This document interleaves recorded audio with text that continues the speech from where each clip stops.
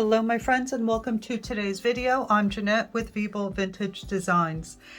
This will be my third attempt at recording this tutorial for you. So let me show you what we're going to work on. We will be painting a portion of this eucalyptus. So I did this painting, got a message on Messenger. It stopped the recording even though I had it on Do Not Disturb. So it only recorded like 17 minutes of this video. So then I said, all right, I'll do it again, but I'll do a smaller version. So I began this video. I forgot to delete previous videos from my phone. I ran out of storage, didn't record anything at all. So this is try number 3. So stick around, make sure you stick around till the end of the video. I will post a picture of the finished painting so that you can use it as a reference, and on our Facebook group, Dimmable Vintage Design Tutorials, I will post this line drawing so that you can use to trace your image onto your watercolor paper. Now I have a light box so I can trace my images onto my watercolor paper very easily, but if you don't have a light box, what you can do is you take your image, use a pencil and scribble on the back of it, lay it on your on your watercolor paper, and you can trace the image very easily. Now I'm going to keep this really simple. I'm only going to be using a couple of colors. So let me tell you what I have here. I'm working on Arch watercolor paper. I have my Winsor & Newton professional paints. I have a ceramic palette, and I have 3 different paint brushes here. These are all silver black velvet. This is, and you don't need these brushes. Use whatever brushes and whatever paints you have. What I do recommend is that you do use good quality watercolor paper because they don't all behave the same, and paper can really make a difference. And I know that the Arch is very expensive in comparison to the cheaper brands, but the quality is not the same. This is 100% cotton. And a lot of people, as I, are intimidated when they buy a pad of this paper. But cut it into quarters and work on the front and the back of the paper until you get comfortable and feel more confident in your painting abilities, and then you won't want to use anything else but 100% cotton watercolor paper. So that being said, that's what I'm working on. And the brushes that I'm using are, I'm just going to use this for my background a little bit. This is a 3/4 inch oval. You can also use a mop brush. I have a size 8 and a size 4, and these are round. And this is what I do recommend because you really want to get into some of these tight little corners. So you might want to use smaller brushes. I have some water and a paper towel, and I have my little dropper here that I like to use to mix my colors. So the colors that I'll be using for this painting, again, trying to keep it as simple as possible, will be perylene green and perylene green mixed with some indigo to deepen the green and to give it a little bluey color. So I like to use very inexpensive paint brushes to mix my colors because from scrubbing the paint, you can ruin the bristles on your brush, and if you have really good quality watercolor brushes, you don't want to do that. So if you have an old brush laying around, use that to mix your colors. Okay, so the first thing I'm going to do is I'm going to create the background as I did on, I'll show you on this one. I just used a little buff titanium for the background. I like the way it made the green stand out even more. So to do that, I'm just going to take this this larger brush, and I'm going to wet my background or wet my paper. And you want to make sure that the paper, you give the paper time to absorb the water. So I'm just going to put some water down, some nice clean water. And before you start painting with watercolor, it's always a good idea to activate your paint by spraying it with a little bit of water. And I'm going to pick up the buff titanium. And again, if you don't have the colors that I'm talking about, use whatever colors you have available to you that are similar. And I'm just going to go back and forth with my paintbrush. I'm going to drop that color in. And you can even add another color if you like. Maybe I'll pick up a little bit of the yellow ochre, and I'll drop some of that in there too, just so that my green stands out even more. Okay, so now we have to let this dry completely. And okay, so my paper is dry and we're going to begin painting now. So I'm keeping this here as a reference so that you can see what I'm working on and what I'm doing. And I've gone ahead and mixed my puddles of paint. In this puddle here, I have just the Perylene green mixed with some water, so it's nice and diluted. And of course, I'll be using my brush, wet brush, to dilute it further. And then in this puddle, I mixed the indigo with the Perylene green. With indigo, depending on the brand, you got to be really careful because it's very pigmented and it can take over very easily. Now, to begin this, I'm using a wet in wet technique, and what that means is that you're going to use wet paint on wet paper. So we're going to pre-wet the area that we're going to work on, and I'm going to work on this leaf first. So I'm just using my brush to get most of the area wet. And what's nice about the Arch watercolor paper is that because it is 100% cotton, it stays wet or damp a lot longer than less expensive paper. And when you're working with the wet and wet technique, that really does make a difference. So as I mentioned, get yourself a pad, cut your sheets in quarters, and work on both sides, but don't be afraid to use quality paper. I mean, to begin with, you want to use something less expensive. That's okay. There's nothing wrong with that. But once you get a little bit of confidence, then use a better brand. So now I'm picking up a little bit of the Perylene green, and I'm going to start dropping in some of this color and pushing it right to that pencil line. And I'm using a small brush because I want to be able to get into the little corners. And this may look a little bit dark, but it actually dries much lighter. Watercolor does that. It goes on dark and dries lighter. So I'm sure there's going to be portions of this video that I will speed up so that you're just not watching me push this paint around. Otherwise this can take a while. Okay, so now because this is wet, we can't go and wet down this petal here or leaf. Know that when I say petal, I mean leaf. So you can't wet this one down because the color will bleed into that wet area. So you have to skip that area and go to another one that isn't touching that. So I'm going to switch to my smaller brush to paint this, or rather wet down this little petal here. And I'm going to let this one dry a little bit, and then I'm going to drop in a little bit darker color. But right now the paper is too wet, and if I drop the color into it when it's too wet, what happens is that it'll start going all over the place. So if you let your paper dry a little bit, you have more control of where the paint goes. Okay, so let's put a little bit of this watered down Perylene green on here.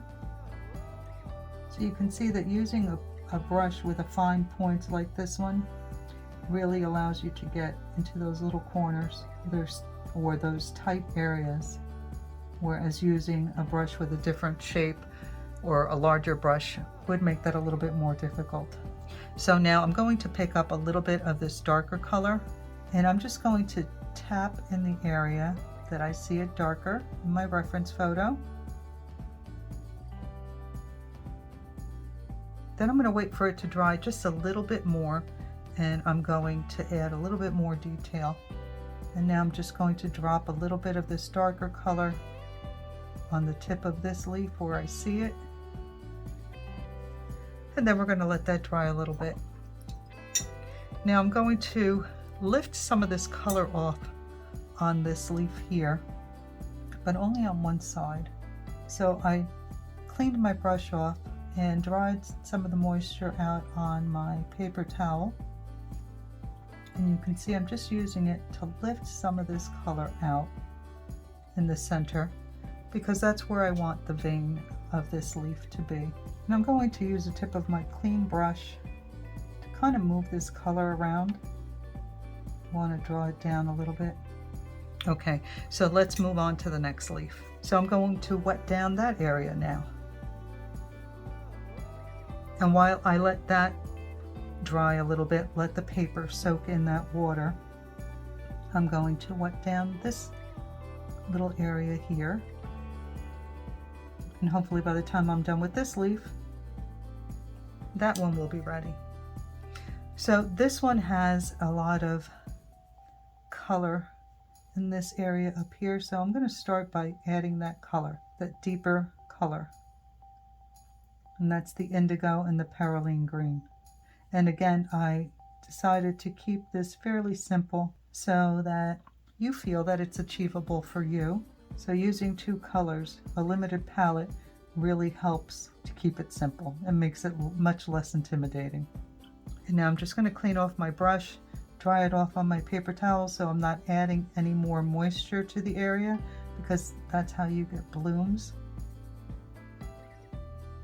And I'm trying to do this when you use watercolor. It's really about adding multiple layers to achieve the depth in your painting that you want. So you start out light and you go darker. So you add layers. But again, trying to keep this as simple as possible. I want this to be beginner friendly. I'm trying to do as little layers as possible. So I'm just going to add a little bit more pigment up here. And then we're going to let that dry. That still feels damp. So let's go down here. This is really light in my reference photo. So I'm just going to drop a little bit of that watered down perylene green. And I'm just going to push the paint with the tip of my brush right up to that pencil line. Then I'm going to pick up a little bit of the darker pigment. And I'm just going to drop a little bit in this corner and on this side of the petal leaf. I'm going to clean off my brush, dab it on the paper towel, and then just kind of blend those colors in a little bit better just by wiggling my brush. Okay, so let's move on to this little petal here, leaf. Oh my God. So I'm going to again wet down the area. So I'm going to drop in that lighter mix and move it around and right up to that pencil line. And then I do see that it's a little bit darker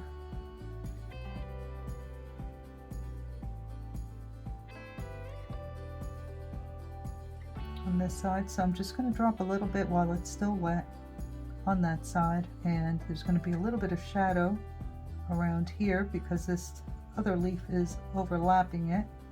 So I'm going to drop a little bit of that darker color in that area as well. Okay, so now this should be pretty dry. I'm going to wet this area here, and you can see this leaf has a little flip in it also where you can see the bottom portion of it. So when you're wetting down your paper, you don't want to have any puddles. You just want the paper to glisten. And if you find that you've added too much moisture, just clean your brush off on your paper towel and lift some of that water off of it. And now this is very dark. So I'm going to dry my brush off after I clean it up in the water, and I'm going to pick up the darker pigment and I'm going to add it.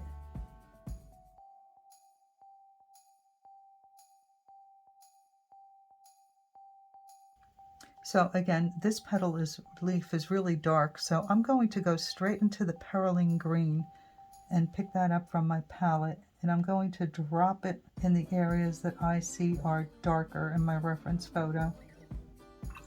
I'm going to clean off the brush, make sure that it's pretty dry on my paper towel, and then I'm just going to go back and forth in this area and help this blend a little bit, pushing the paint where I want it to be. Okay, so of course we'll let that one dry. Let's move down to this one. So I'm not even going to add water. I'm just going to go straight into the perylene green that I diluted right there on my palette, and I'm just going to fill in the area with that. So you can see it looks like it's kind of dark.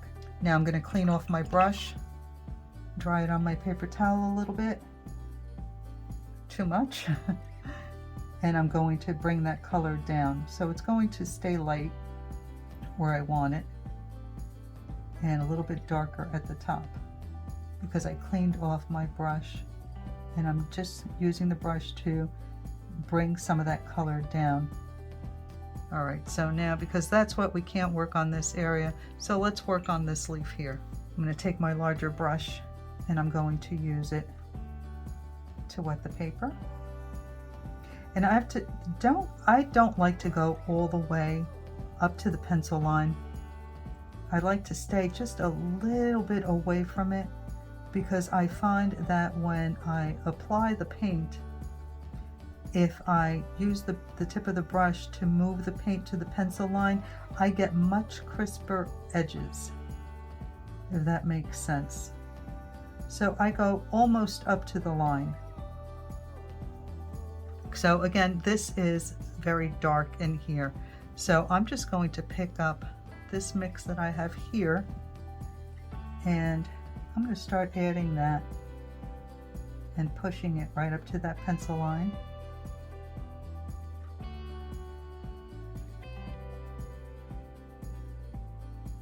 Then I'm going to clean my brush again, and I'm going to pick up the lighter shade, and I'm going to add that on this side. This is just the perylene green without the indigo. I'm going to start by applying it right on that pencil line, and I'm going to let it blend with the water, and it'll start to merge those colors together for me. And then in this area, I'm just going to wiggle my brush around. I want this to remain a little bit lighter, so I'm just wiggling my brush to help those colors blend together. And now we're going to paint on this area here. So I'm going to wet it down just a little using my smaller brush, very carefully, because this is a pretty tight area. And then I'm going to start with the diluted perylene green, and I'm going to take that right up to that pencil line very carefully.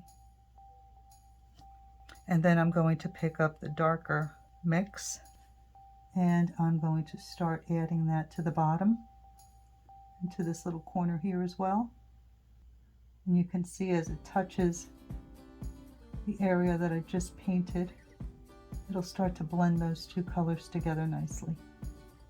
Okay, so let's do this area here. Now this one is going to be a little bit difficult. Well, not really difficult, but I mean, if you're careful, you will be fine, because there's a stem going through it. So what you want to do in this case is, this is a small area, so I'm not even going to bother wetting it down. I'm going to go straight into my dark color, and I'm going to start adding it. And what I will do is, using this nice point on my brush, I'm going to paint around that stem.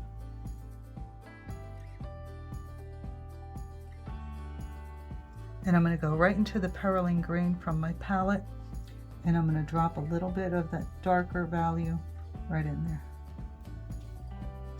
Okay, so now we're going to do the other side, and you can see that it's fairly dark as well.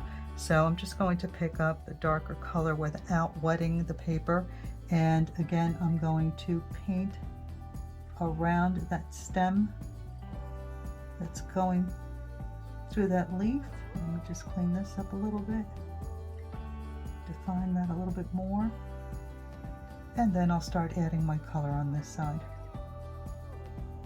But I want to make sure that I get that around that stem really carefully and slowly.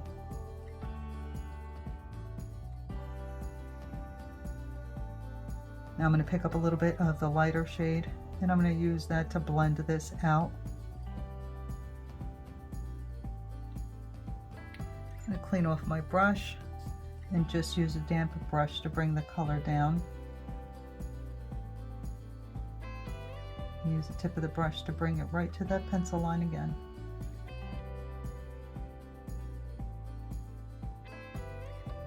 And again, this is, you know, your paper dries slowly when you're using good quality paper. When you use less expensive paper, it dries very quickly. So you have to work really fast. And that's the importance of paper. I think that you can use student grade paints or professional paints, but if you're using cheap paper, it's going to show because your colors won't blend as easily. The paper doesn't stay wet as long. So it really does make a huge difference as far as I'm concerned. Now, okay, so we have our leaves painted, our petal, yes, leaves. We have our leaves painted. So now I'm going to add a second layer to some of these leaves because I want to add a little bit more detail. And now what I'm going to do is I'm going to use a wet on dry technique. So you can see I'm picking up the darker color. I didn't re-wet my paper. And I'm going to use the tip of my brush in this area here because I want it to be darker. So I'm going to add the color where I want it very carefully. And then I'm going to wet my brush and I'm going to use the tip of my brush to blend it out. And I can even add a little bit more now that it's all wet, and it'll blend nicely.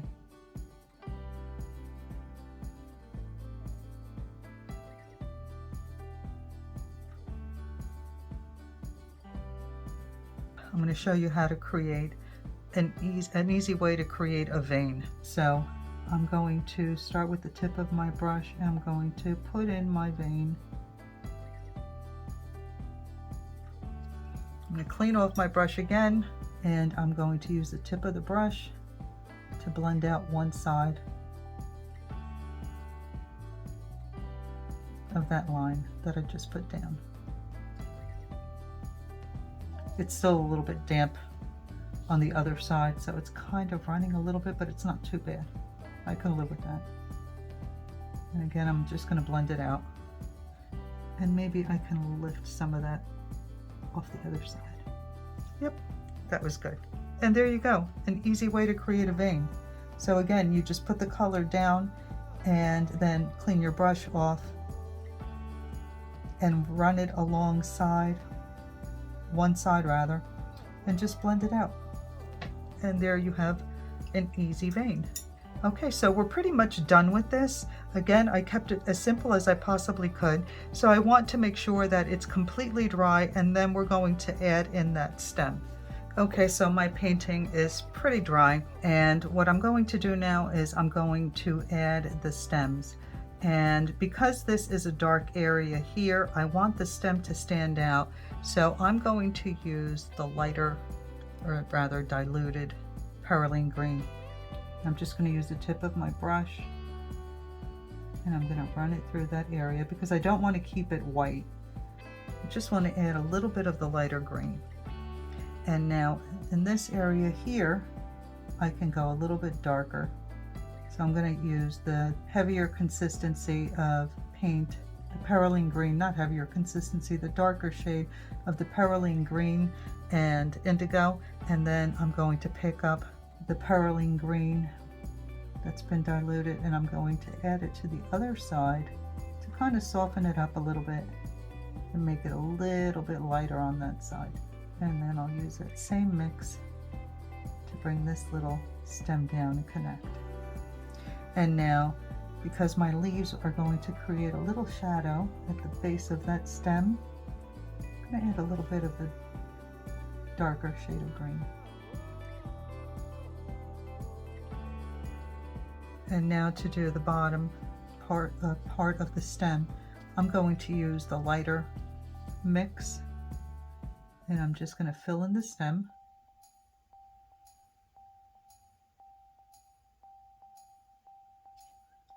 Then I'm going to pick up a little bit of the darker color and I'm going to drop a little bit up here where there would be a little bit of shadow.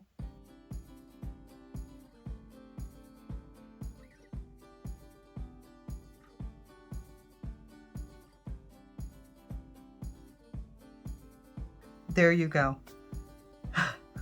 My third attempt at this eucalyptus tutorial. I hope that you enjoyed this and that you give it a try. I will post a picture of all three of the paintings that you see at the end of the video, and I will also have this line drawing for you on the Facebook group Vivo Vintage Design Tutorials, where you can print it out, trace it, and give this a try. If you do give it a try, I would love to see how you do, so please share it with me on the Facebook group. I hope that you enjoy these watercolor tutorials. I will be adding more of them moving forward.